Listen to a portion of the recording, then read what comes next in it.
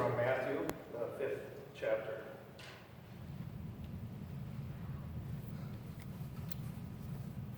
Jesus said, "You are the salt of the earth. But if salt has lost its taste, how can its saltiness be restored? It is no longer good for anything, but is thrown out and trampled underfoot. You are the light of the world. A city built on a hill cannot be hid. No one, after lighting a lamp, puts it under the bushel basket, but on the lampstand, and it gives light to all in the house. In the same way, let your light shine before others, so that they may see your good works and give glory to your Father in heaven. Do not think that I have come to abolish the law or the prophets. I have come not to abolish, but to fulfill. For truly I tell you, until heaven and earth pass away, not one letter, not one stroke of a letter, will pass from the law until all is accomplished. Therefore, whoever breaks one of the least of these commandments and teaches others to do the same will be called least in the kingdom of heaven. But whoever does them and teaches them will be called great in the kingdom of heaven. For I tell you, unless your righteousness exceeds that of the scribes and Pharisees, you will never enter the kingdom of heaven." The gospel of the Lord. Please be seated. God, grace and peace to you from God our Father, from our Lord and living Savior, Jesus Christ. Amen. We are in our gospel reading today. We're still on the Sermon on the Mount. Jesus is continuing to speak with his disciples as he calls them up to the mountain. They follow him there. He sits down and he begins to speak, and he continues to speak. Last week we heard from the Beatitudes, to be who you are. Today, same thing. You are the salt of the earth. You are the light of the world. It's interesting. Jesus doesn't say, if you want to become salt, or if you want to become the light, then you need to do this, that, and the other thing. It doesn't say that. Or neither does he say, before I'm going to call you that, I'll need this from you. Doesn't say that either. You are the salt of the earth. You are the light of the world. In all cases, light of the world, salt of the earth. Salt is not an element that's useful just for itself. It's used to help things, to add stuff to. Its value comes in the application. Remembering this passage from Jesus, from the Sermon on the Mount, the early Christians, when a child was baptized, they would take a pinch of salt and put it in the baby's mouth. Or whoever the person was baptized. Put a pinch of salt in there to remind them, you are the salt of the earth. Be these. You are. Salt, light. That's a pretty easy one to figure that one out. Some pictures I put up there are kind of, that one's not so bad.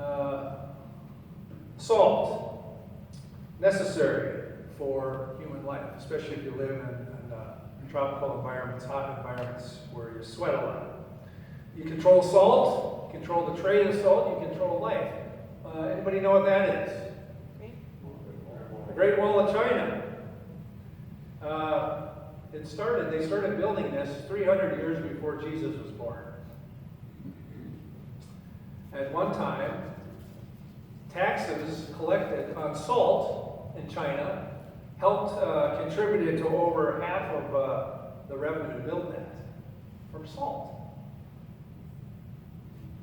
Interesting. Ancient world, you had salt, you had life. You controlled commerce, you controlled the country. This is the oldest highways in Rome. The way of the salt road, Via Salarium, the salt highway. They would use that to transport it across the empire because they knew that you'd be able to transport it, and you control the salt, you control life. Interestingly enough, this is a statue commemorating what was called the Salt March in India. The leader on the far left up here, Gandhi. In the 20s, in the early 20th century, the British Empire placed a really high tax on salt. Very expensive. And they said, by the way, you can't make your own salt either. You have to buy it from us, and we tax it from you. They limited who could buy it. And Gandhi's like, well, this is ridiculous. We can't afford this.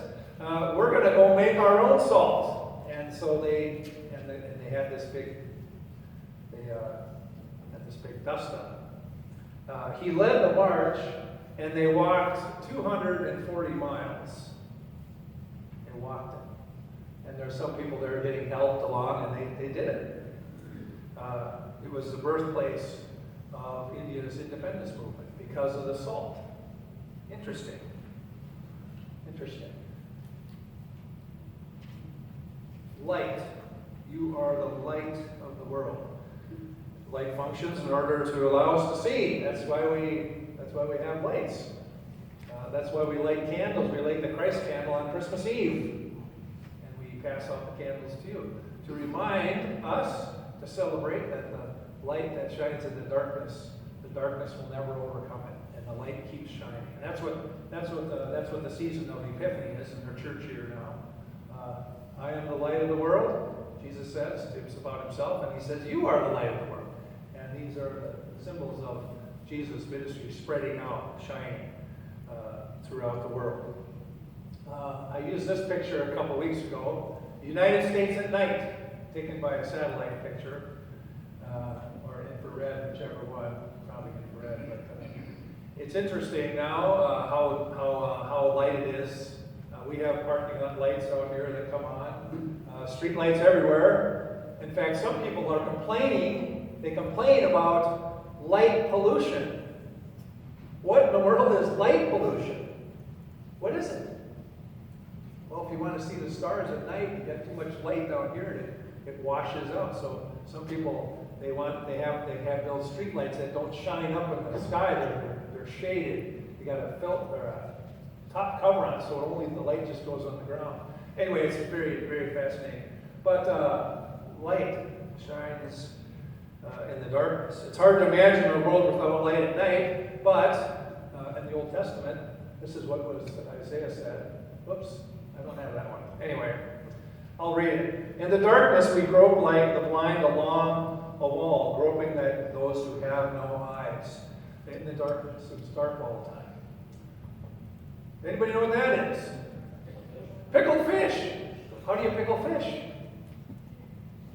You got to have a lot of salt and vinegar and some sugar and some spices, and it's delicious, by the way. Anyway, the lives of the disciples, they use salt to preserve, to keep food edible, to make it work, so you can keep it from spoiling. Likewise with the faith, to pass along the faith, we want to keep it seasoned, to keep the world from getting spoiled. What else do we use salt for? Kids, I want you to help me with this one, okay? All right. How many do you got? Okay. I'm sorry I don't have enough for everyone. But, anyway. Yeah, it enhances.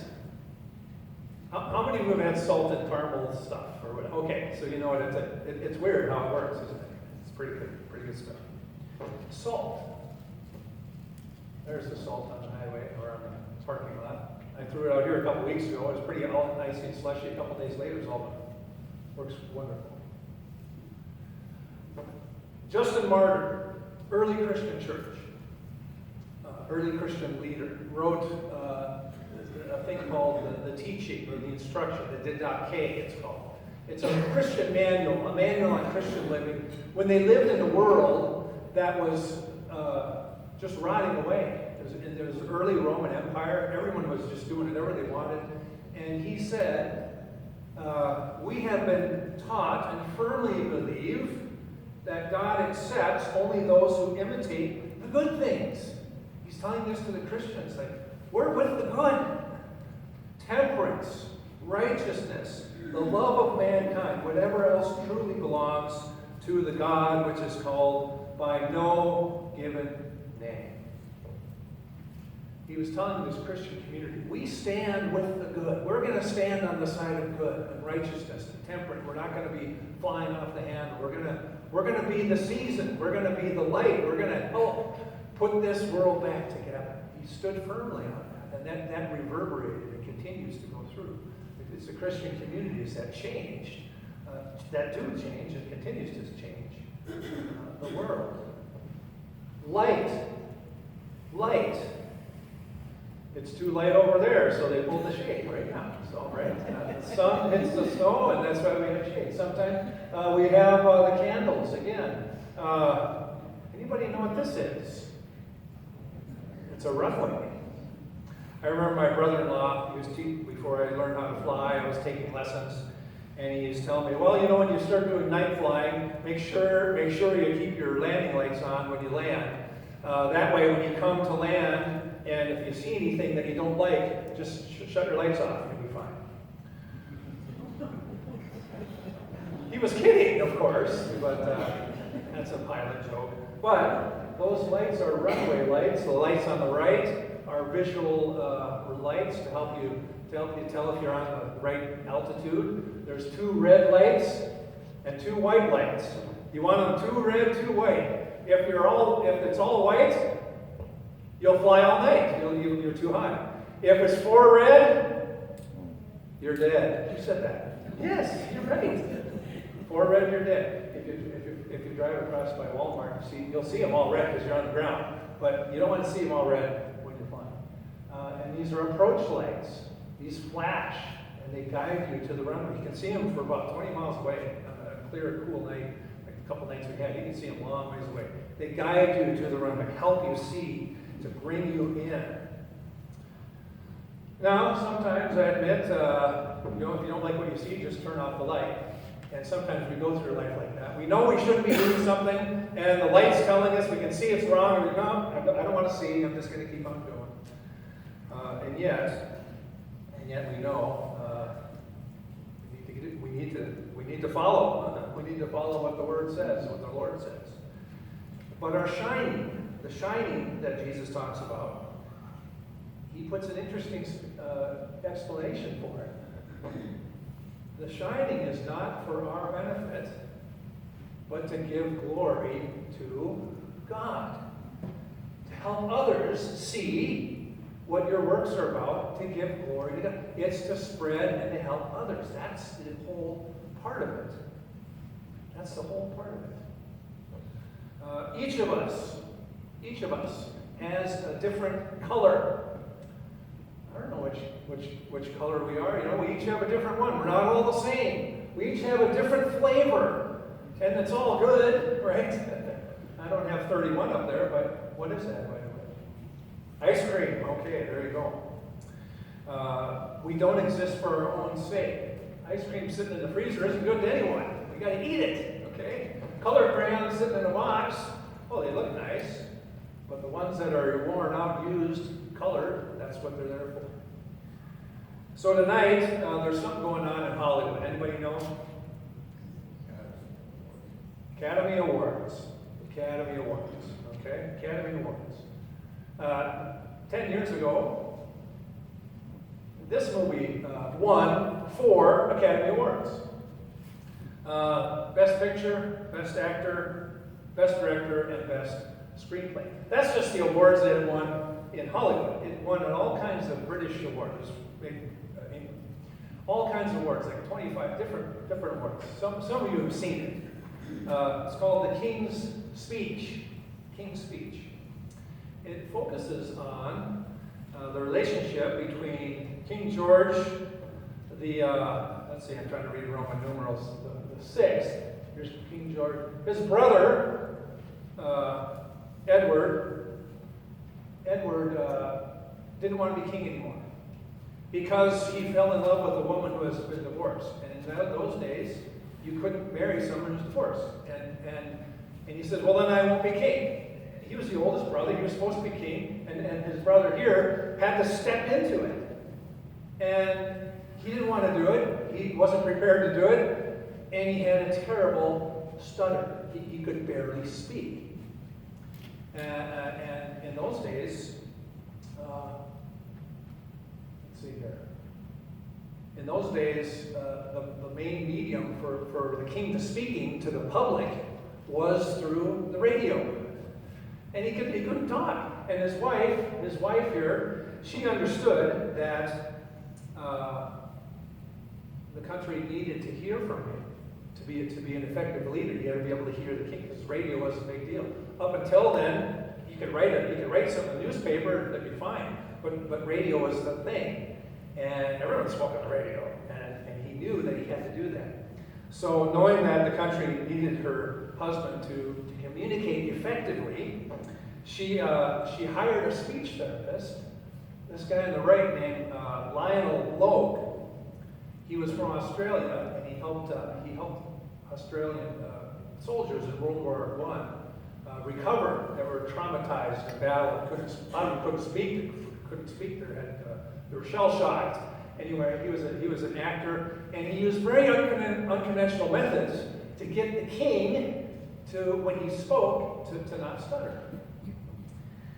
And an extraordinary friendship developed between the two men, and as it's a great movie. If you haven't seen it, it's well worth it. And throughout his life, they became friends, and he helped him to speak. He still had trouble with it, but he helped him get through it. And because of that relationship, the king provided the right leadership during World War II. The story never would have happened if either one of them ignored his situation and said, "I just don't want to deal with this." They hit it head on.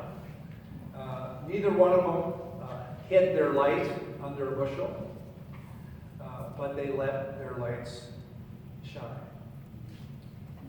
Letting our light shine means being willing to work to overcome whatever doubts or difficulties that we may have. But, like in this movie, we must be willing to accept help from someone else that says, you can't do it on your own. I can help you. You need to do this, or you need to stop doing that.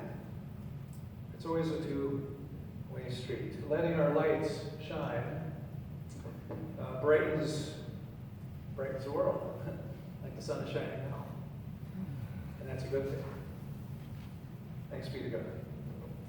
Please stand, and let us continue now